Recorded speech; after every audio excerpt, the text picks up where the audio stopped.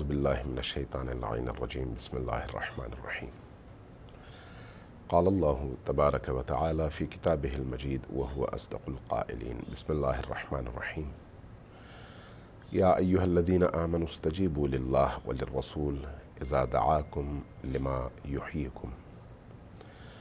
اللہ تبارک و تعالی نے ہمیں پیدا کرنے کے بعد کچھ امور میں ذمہ دار بنا کر ہمارے تکامل کی راہیں ہموار کی ہیں تاکہ ہم ان ذمہ داریوں کی ادائیگی کے نتیجے میں دنیا اور آخرت دونوں کے وہ تمام مواد، وہ تمام فوائد اور وہ تمام حکمتیں حاصل کر سکیں جن کو حاصل کرنے کے بعد انسان حیوانیت سے نکلتا ہے اور انسانیت کے اعلیٰ ترین مدارج تک پہنچنے کی راہ پر گامزن ہوتا ہے۔ دین نے جتنے بھی اخلاقی آداب ہمیں بتائے ہیں وہ تمام کے تمام اخلاقی آداب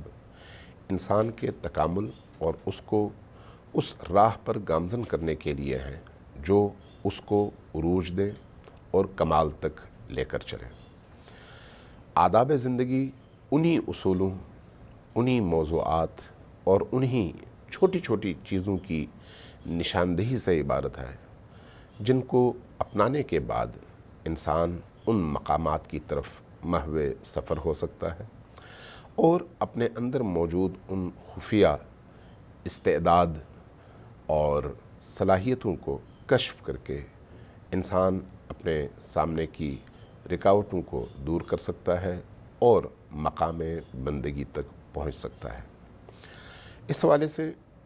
عمومی ہماری زندگی کے آداب میں سے ایک ادب جو اسلام نے بیان کیا ہے وہ معاشرے کے ضرورت مندوں کے حوالے سے ہے۔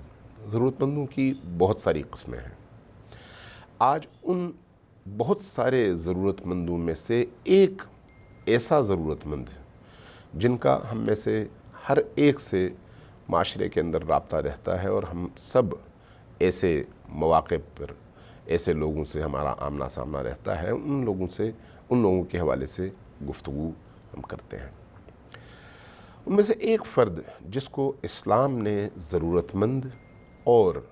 مدد کے حوالے سے مستحق قرار دیا ہے وہ شخص ہے جو آپ سے اپنی کسی بھی ضرورت کے پورا کرنے کے لیے قرض مانگتا ہے، قرض لیتا ہے۔ بعض اوقات آپ معاشرے میں رہتے ہیں، کسی شخص کی ضرورت کو دیکھتے ہوئے، اس کی طلب کو دیکھتے ہوئے اس کو قرضہ دیتے ہیں اور ہمیں پتہ ہوتا ہے کہ یہ ضرورت مند ہے۔ یہاں پر جب وہ قرض لے کر چلا جاتا ہے تو ہمارے معاشرے کی جو روٹین ہے وہ یہ ہے کہ وہ پھر سمجھتا ہے کہ اب مجھے واپس کرنے کی ضرورت نہیں ہے، جبکہ وہ اس پر واجب الادا ہے۔ ہر صورت میں اس نے اس قرض کو واپس کرنا ہے جب بھی وہ مستطیع ہو جائے۔ لیکن دوسری طرف اسلام کے بھی کچھ آداب ہیں۔ اللہ تبارک و تعالیٰ نے سورہ بقرہ میں 280 نمبر کی آیت ہے، فرمایا کہ وَإِنْ كَانَ ذُو عُسْرَةٍ فَنَظِرَةٌ إِلَىٰ مَيْسَرَةٍ وَأَن تَصَدَّقُوا خَيْرٌ لَكُمْ۔ جب کوئی ضرورت مند تمہارے پاس آتا ہے، قرض تم سے لیتا ہے، مشکل کا وہ شکار ہوتا ہے، تو ایسی صورت میں اگر وہ قرضہ تم کو واپس نہ کر سکے تو تم ان سے سختی نہ کرو، بلکہ تمہارے لیے تو خیر یہ ہے، تمہارے لیے تو بہتر یہ ہے کہ اگر تصدق، صدقہ کے طور پر اس کو وہ قرض معاف ہی کر دو تو یہ تمہارے لیے بہت بہتر ہے۔ لیکن اگر تم خود بھی ضرورت مند ہو اور نہیں کر سکتے تو پھر جب وہ واپس نہیں کر پا رہا اور جینونلی حقیقتاً وہ واپس کرنے کی صلاحیت سے محروم ہے، اس کے پاس پیسے نہیں ہیں، تو اس کو سختیوں میں مبتلا نہ کرو۔ یہ دین کا ادب ہے ان قرض داروں کے حوالے سے جو آپ سے قرض لیتے ہیں اور آپ کے مقروض ہوتے ہیں۔ اب ذرا احادیث کے حوالے سے رسول کریم صلی اللہ علیہ وآلہ وسلم کی سیرت کے حوالے سے دیکھیے کہ رسول کریم صلی اللہ علیہ وآلہ وسلم نے اس حوالے سے ہمیں جو تعلیمات دی ہیں اور جو روش بتائی ہے وہ کیسی ہے۔ فرمایا کہ نبی کریم صلی اللہ علیہ وآلہ وسلم نے فرمایا، اور یہ حدیث جو ہے یہ المحاسن برقی کی حدیث ہے، فرمایا کہ 3 لوگ ایسے ہیں جن کو خدا سب سے زیادہ پسند کرتا ہے۔ ایک وہ ہے جو کسی مسلمان بھوکے کو کھانا کھلائے، اللہ کے ہاں وہ انتہائی محبوب ہے۔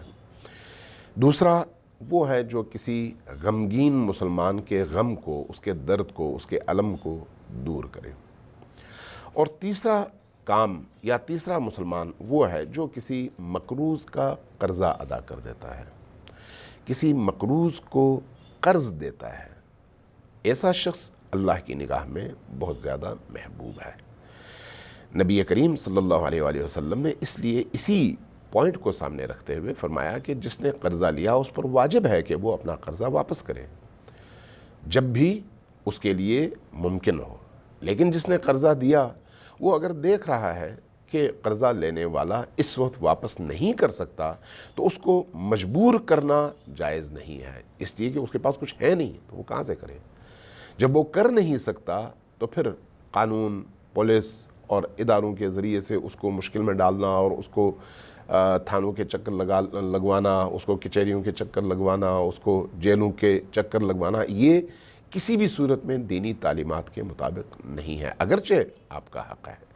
اگرچہ وہ آپ کا مقروض ہے، لیکن اس کے باوجود چونکہ وہ مشکل میں ہے اس لیے اس مشکل کیفیت میں اس کو مجبور کرنا یہ کسی بھی صورت میں جائز نہیں ہے۔ اس لیے اسی نقطے کو پیش نظر رکھتے ہوئے رسول کریم نے ایک عجیب جملہ ارشاد فرمایا کہ ایک دن امام صادق علیہ السلام نے یہ حدیث نقل فرمائی ہے، فرماتے ہیں کہ نبی کریم منبر رسول پر تشریف فرما تھے، وہاں پر لوگوں سے کہا کہ لوگوں جو تم میں حاضر ہے وہ غور سے سنیں اور جو نہیں ہے وہ ان تک پہنچائے، جو ہے وہ ان تک پہنچائے جو آج تمہارے درمیان نہیں ہے، کہ اگر کسی مقروض نے تم سے مہلت مانگی تو تم اس کو مہلت دو، اس لیے کہ یہ جو مہلت دینا ہے اللہ تبارک و تعالیٰ کو اتنا عزیز ہے کہ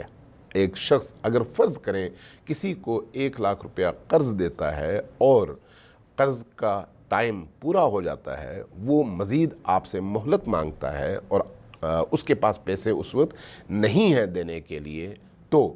اگر آپ اس کو فرض کریں 100 دن کی مہلت دیتے ہیں، 3 مہینے 10 دن کی، تو اللہ تبارک و تعالیٰ، نبی کریم کا یہ ارشاد ہے، فرماتے ہیں کہ اللہ تبارک و تعالیٰ ہر دن اس رقم کو صدقہ کرنے کا جو ثواب ہے وہ اس مہلت دینے والے کو عطا کرتا ہے، یعنی پیسے بھی اس کے پاس ہیں، اس کی ملکیت ہے، اور صدقہ دینے کا ثواب بھی اس کو مل رہا ہے۔ یہ ایک ایسے شخص کی طرح سے ہے جس نے ہر روز 1,00,000 روپیہ اللہ کی بارگاہ میں صدقہ کیا ہو۔ اس حد تک اس شخص کو مہلت دینے کے حوالے سے تاکید ہے کہ ہر صورت میں اس کو مہلت دی جائے اور اس کو سختیوں سے نکالا جائے۔ ایک اور حدیث میں نبی کریم صلی اللہ علیہ وآلہ وسلم نے فرمایا کہ جو شخص کسی مقروض کو مہلت دیتا ہے، قرضہ دیتا ہے، اور قرضہ دینے کے بعد وہ جب وقت پر پورا نہیں کر پاتا، ادا نہیں کر پاتا، تو اس کو مہلت دیتا ہے، تو ایسے شخص کو اللہ تبارک و تعالیٰ اپنی رحمت کے سائے میں جگہ عطا فرماتا ہے، اور عالم محشر میں جب ہر طرف سورج کی گرمی ہوتی ہے، دھوپ ہوتی ہے، تپش ہوتی ہے، اس تپش سے بچانے کے لیے جس رحمت کے سائے کی ضرورت ہوتی ہے، اللہ تبارک و تعالیٰ اس شخص کو وہ سایہ عطا فرماتا ہے۔ اسی طرح سے فرمایا کہ اللہ تبارک و تعالیٰ ایسے شخص کی دعا کو قبول کرتا ہے جو کسی اس طرح کے ضرورت مند کو اس کی ضرورتیں پوری کر کے خوش کرے، اس کو اس مشکل سے نکالے۔ عالم آخرت کے حوالے سے بھی نبی کریم صلی اللہ علیہ وآلہ وسلم کی ایک حدیث تحف العقول میں موجود ہے، فرمایا کہ من اراد ان تستجاب دعوته وان تکشف قربته فلیفرج عن مؤسر۔ یہ روایت کنز العمال میں بھی ہے، یہ روایت کافی میں بھی ہے، یعنی شیعہ اور سنی دونوں روایات کی کتابوں میں یہ حدیث موجود ہے، اور حدیث بھی بڑی ہی عجیب و غریب حدیث ہے جس میں انسان کو تشویق دلائی گئی ہے کہ وہ کس طرح سے دوسروں کی مدد کرے اور اس کو خوشی فراہم کرے، اس کو سکون فراہم کرے۔ حدیث یوں ہے، فرمایا کہ جو شخص یہ چاہتا ہے کہ اس کی دعائیں اللہ کی بارگاہ میں مستجاب ہوں اور اس کے اندر سے غم اور اندوہ دور ہو، اس کو چاہیے کہ وہ مقروض کی مدد کرے اور اس کے دکھ اور درد کو دور کرے۔ جو شخص ایسا کرے گا اللہ تبارک و تعالیٰ اس کے اندر سے دکھ اور تکلیف کو دور کرے گا اور اس کو اس کی دعاؤں کو قبول فرمائے گا۔ تحف العقول کی ایک اور حدیث ہے، فرمایا من عطاہ مال فلیصل بہ القرابہ ولیعن بہ الغارمین وابن السبیل والفقراء والمہاجرین ولیصبر نفسہ علی الثواب والحقوق فإنه يحوز بهذه الخصال شرفا في الدنيا والدرك فضائل الآخرہ۔ تحف العقول میں یہ حدیث نبی کریم صلی اللہ علیہ وآلہ وسلم سے منقول ہے کہ جس شخص کے ہاتھ میں مال آئے اور وہ اس مال سے صلہ رحم کرے اور مقروض لوگوں کو، محتاج لوگوں کو، ضرورت مند لوگوں کو قرضہ فراہم کرے، کسی فقیر کی مدد کرے، کسی ہجرت کرنے والے کی مدد کرے، اس کے بعد جب وہ واپسی کا ٹائم ہو اس مقروض کے حوالے سے تو وہ قرض اگر ادا نہ کر سکے تو وہاں پر وہ صبر کرے، تو اس صورت میں اللہ تبارک و تعالیٰ ایسے شخص کو دنیا کا شرف بھی عطا فرماتا ہے اور آخرت کا شرف بھی عطا فرماتا ہے۔ اسی لیے امام باقر علیہ السلام نے اس کیفیت کو تشیع کی علامت قرار دیتے ہوئے فرمایا اور جابر کو مخاطب کر کے فرمایا، جابر بن عبداللہ انصاری کو، کہ ہمارا شیعہ وہ نہیں ہے جو ایسے معاملات میں صبر نہ کر سکے، بلکہ اس کی شناخت یہ ہے کہ وہ متواضع ہو، اپنے ہمسایوں کی دستگیری کرے، اور جس چیز پر بہت زیادہ اصرار فرمایا وہ یہ ہے کہ جب کوئی مقروض اس کے سامنے اپنے قرضے کی ادائیگی کے حوالے سے مشکل کا شکار ہو تو اس کا ہاتھ تھامے، اس کی مدد کرے، اس کو مہلت دے، اس کو سکون عطا کرے۔ یہ کس چیز کی علامت ہے؟ یہ مؤمن کی علامت ہے، شیعہ کی علامت ہے، اہل البیت کے ماننے والوں کی علامت ہے۔ انہی علامتوں سے آپ صاحبان ایمان کو پہچان سکتے ہیں اور انہی علامتوں سے آپ دنیا داروں کو پہچان سکتے ہیں۔ دنیا داری صرف یہ نہیں ہے کہ انسان جو ہے نماز نہ پڑھتا ہو، اس کے پاس بہت پیسے ہوں، دنیا کی آلائشات اور آسائشات میں وہ غرق ہو تو وہ دنیا کا بندہ ہے۔ نہیں، ایسا نہیں ہے۔ بہت سارے ایسے